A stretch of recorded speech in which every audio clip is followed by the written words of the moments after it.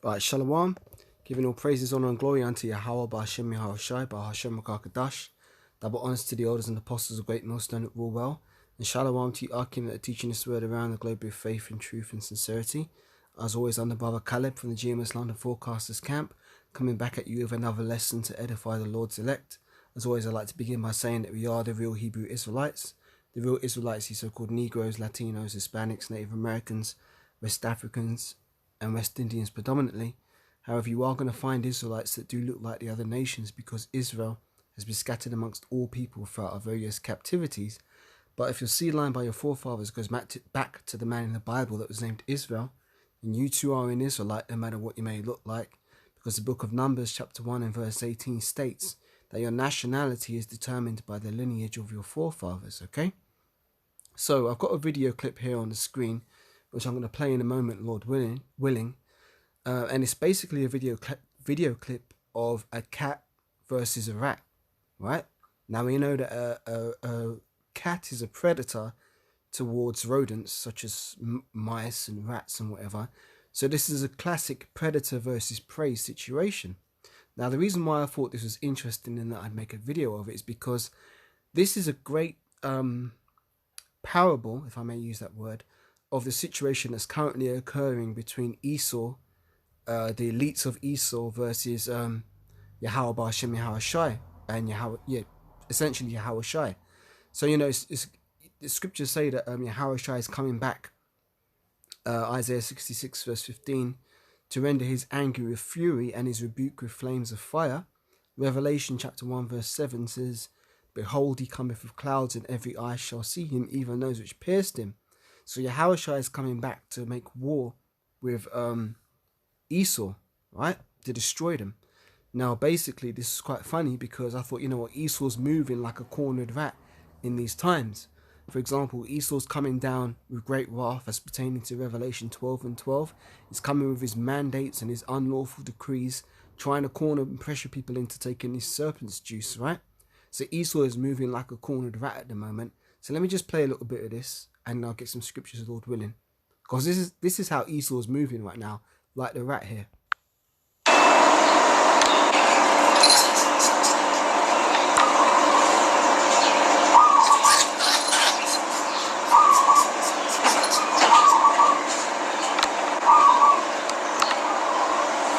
The cat doesn't even take the rat seriously as a threat. The rat is no threat to this cat. So the cat's just chilling, man. At any moment, this cat could end this rat's life. But the cat is just taking it cool, man. And that's kind of how it's going to be when Yahushua comes. Yahushua is not going to be intimidated by Esau. Esau's no threat to the power of the heavens, man. Starting with Yahweh, then coming down to his son Yahushua. Esau can't fight the Most High, man.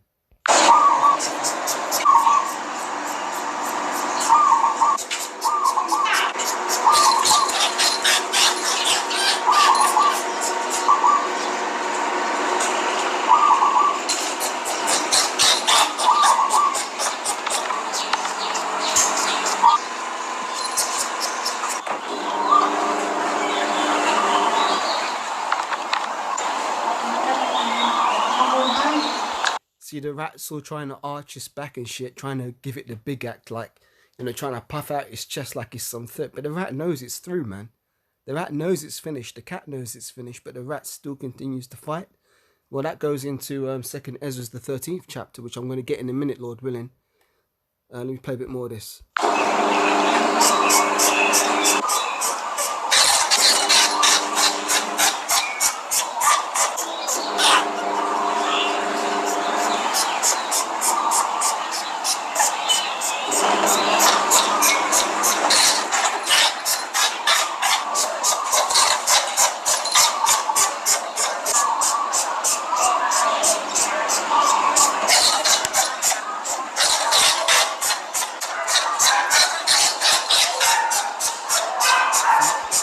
Rat's all breathing heavy and shit. It's hyperventilating because it's stressed. And that's how Esau's moving right now. See, Esau's speaking his great words like the dragon, but really Esau's stressed out and he's bugging out.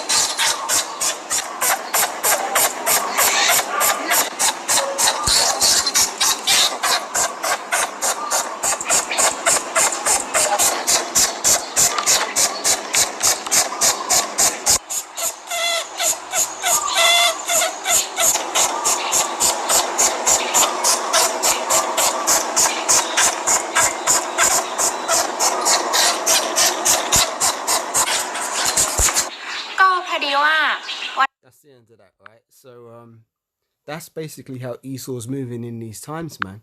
So we don't need to be afraid of Esau. In fact, Esau is the one who needs to be more afraid of us and the power that we serve and the power that is coming to redeem us from out of his hand. Because we are yet this day in our captivity in the hand of Esau, but Esau's going to go down swinging. But he's going down. Believe he's going down. We can already see he's going down, man. Look at his desperation in these times. So second Ezra is the 13th chapter from verse 1. And it came to pass after 7 days I dreamed a dream by night. And lo, there arose a wind from the sea, that it moved all the waves thereof. And I beheld, and lo, that man waxed strong with the thousands of heaven. So that man that is talking about there is Yahushua, who is the one that the world ignorantly calls Jesus Christ, who is a dark-skinned man from the tribe of Judah. Okay, and it says, and that man waxed strong with the thousands. So chariots are coming, boy. Now, for those of you who don't know, the chariots are what the world ignorantly calls UFOs, unidentified flying objects, or UAPs they call them now. But really, those objects are identified all throughout the scriptures, because those are the vehicles which the angels travel in, and those are the vehicles that are going to be the angels are going to be coming when the angels are going to be coming in when Yahushua makes his return, because Yahushua is coming in a great chariot. So you can read about these chariots in Exodus. When we came out of Egypt, the chariot was overhead. Read about them in Zechariah, the 5th chapter. Read about them in Acts, the 1st chapter. Revelation, the 1st chapter. Isaiah, the 66th chapter. They're all throughout the scriptures. And it says, and I beheld, verse 3, 2 Ezra 13, verse 3. And I beheld, and lo, that man waxed strong. Oh, it's lucky, bear me a minute. Just got to do something.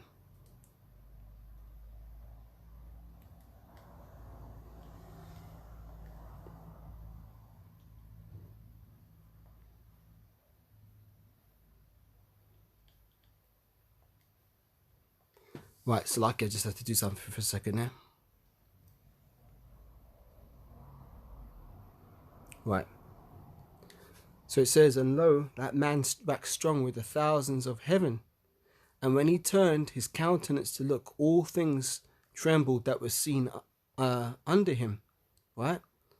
And whatsoever voice, and whensoever, so like that voice went out of his mouth, all they burned that heard his voice, like as the earth faileth when it feeleth the fire. So basically, those chariots are going to be shooting laser beams and burning up the people, right? And it says, and all the monuments, like for example, all these great skyscraper buildings and all these temples to idols and all this kind of shit. Like a great idol would be, for example, the Statue of Liberty. You know, what do they have? The Christ the Redeemer statue there in South America. Those things are going to get leveled and destroyed, if not by the ICBM, intercontinental ballistic missiles, then by the chariots of Yahushua, because there's going to be no idols in the world to come, right? And it says, and whensoever the voice went out of his mouth, all they burned that heard his voice, like as the earth faileth when it feeleth the fire. And after this I beheld, and lo, there was gathered together a multitude of men out of number from the four winds of heaven to subdue the man that came out of the sea. So these nations are going to try and fight Yahushua when he comes back with the angels. So all these nations are going to try and fight him, chiefly being led by Esau, right? But I beheld, and lo, he had graved himself a great mountain, meaning a huge chariot, flew upon it. But I would have seen the region or the place whereout the hill was graven, but I could not, because it was so big, it looked like a mountain. And after this I beheld, and lo, all they which were gathered together to subdue him were sore afraid, and yet durst fight. Now, what did you see in that video clip that I just showed you? You had a rat that was sore afraid, and yet durst fight. Play it again.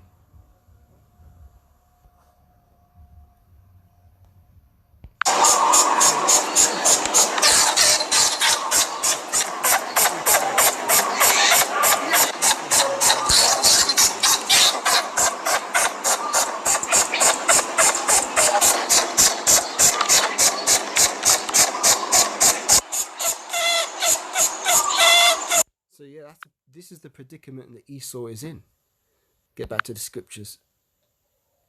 And it says, and I beheld, and after this I beheld, and lo, All they which were gathered together to subdue him were sore afraid, and yet durst fight. So they're going to be terrified, but they're going to continue to fight.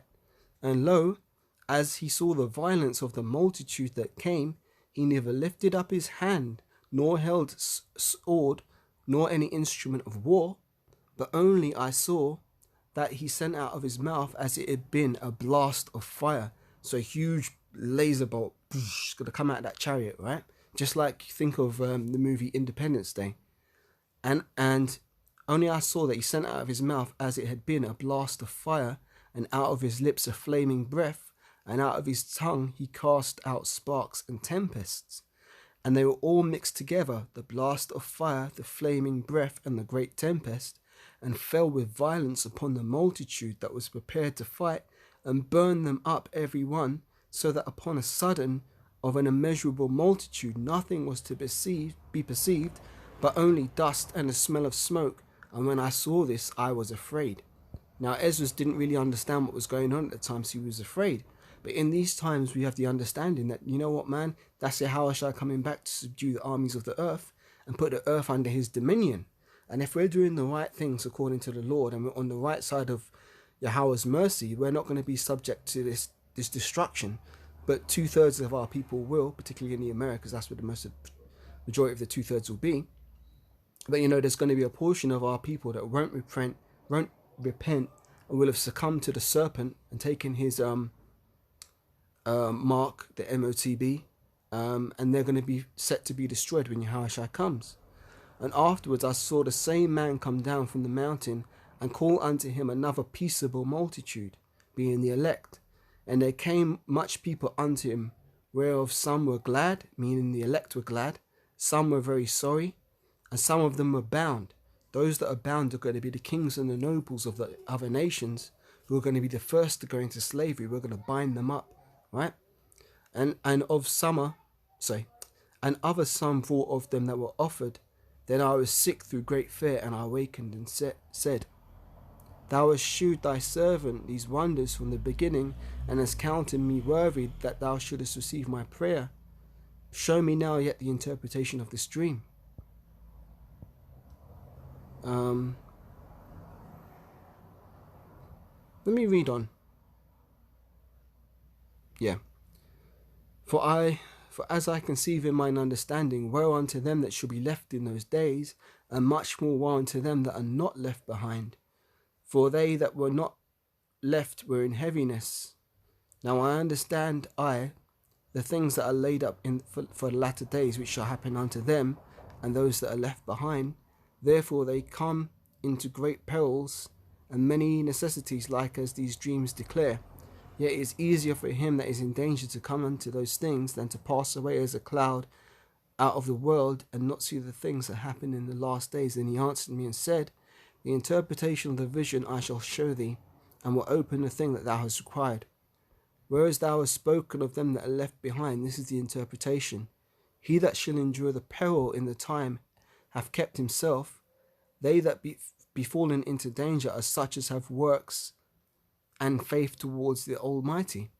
Know this therefore, that they which be left behind are more blessed than they which be dead. So we're going to be blessed, Lord willing, if we're left in this tribulation. This is the meaning of the vision. Whereas thou sawest a man coming up from the midst of the sea, the same is he whom the Most High, the highest, have kept a great season, which by his own self shall deliver his creature, and shall order them that are left behind. And whereas thou sawest out of his mouth there came a blast of wind and fire and storm, and that he held neither sword nor any instrument of war, but that the rushing in of him destroyed the whole multitude that came to subdue him. This is the interpretation. Behold, the day shall come when the Most High will begin to deliver them which are upon the earth, and he shall come to the astonishment of them that dwell on the earth. And one shall undertake to fight against another, one city against another, one place against another, one people against another, and one realm against another. And the time shall be when these things shall come to pass, and the signs shall happen which I shewed thee before, and then shall my Son be declared, whom thou sawest as a man ascending. And when all the people hear his voice, every man in their own land shall leave the battle they have one against the other. So World War III is going to be going on, And when Yahushua returns, all the nations are going to stop fighting each other, and they're going to turn their attentions to try and fight Yahushua. And an innumerable multitude shall be gathered together, as thou sawest them, willing to come to overcome him by fighting. But he shall stand up upon the top of Mount Zion, and Zion shall come and shall be shewed to all men, being prepared and builded like as thou sawest the graven hill without hands. And this is my son, and this my son shall rebuke the wicked inventions of these nations, i.e. serpent's juice, i.e. the MOTB, i.e. the ICBMs, which are going to be used for Esau's own destruction. It says, which for their wicked life are fallen into the tempest, and shall lay before them their evil thoughts, and the torments wherewith they shall begin to be tormented, which are like unto a flame, and he shall destroy them without labour by the law which is like unto me. And whereas thou sawest he gathered another peaceable multitude unto him, these are the 10 tribes which were carried away prisoners out of their own land in the time of Hosea the king, whom Salmanasseh the king of Assyria led away captive, and he carried them over the waters, and so they came into another land, talking about Arsareth. So that's the northern kingdom. So I'm gonna stop there because it touches on the point that I wanted to make, that Yahushua is going to destroy these nations when he returns, and Esau is terrified, right? And that's why Esau's making these desperate moves, just like you saw the corner of the rat making desperate moves. You know, the cat representing Yahushua had the situation on lock, but the rat here is making all these desperate moves, trying to save it.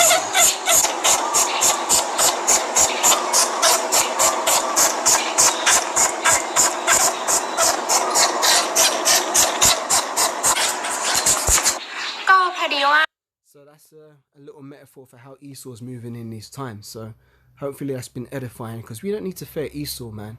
Esau's more afraid of what's to come than we should be afraid of what's to come, in the sense that Esau's finished. He's not going to get another rulership after this, whereas we've got a kingdom to come. You know, and we've got to go through that straight path and the difficult path to get there, but the reward is going to be worth it, because Apostle Paul said, I have not seen and ear have not heard the things which the Most High have prepared for those that love him. So we just got to keep on keeping on, man, and enduring to the end.